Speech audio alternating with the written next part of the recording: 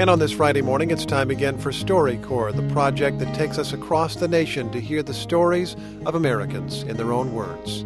Today we hear from Tia Smallwood. She attended Douglas College at Rutgers University in the late 1960s, back when her name was still Tia Casiato. And it was a very different time. She was an economics major and often one of the only female students in her classes. Here she tells her daughter Christine about those days. All the girls I went to high school with would talk about being teachers.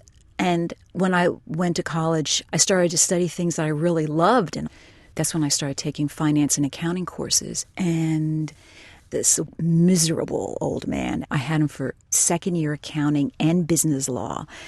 He said to me, "Miss Casiato, you are the only woman that has ever gotten this far in my class, and I will make sure every day is a living hell for you."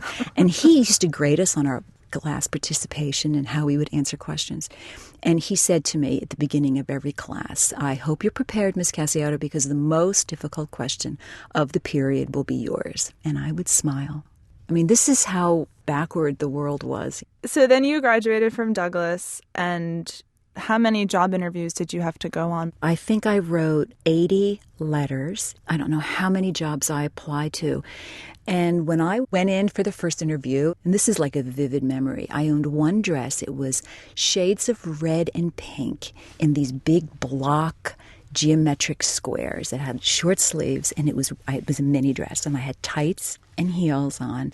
And I walked in, and this guy, he interviewed me for 15 minutes, and then he said, "You need to stand up and turn around."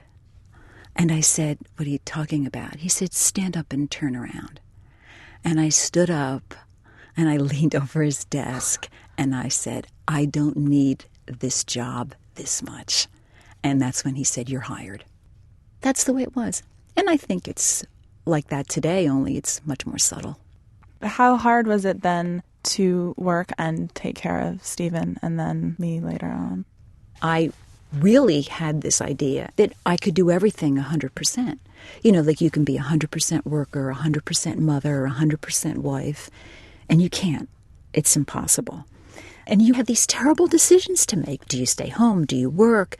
Do you go after the brass ring in your career? What do you do with your children?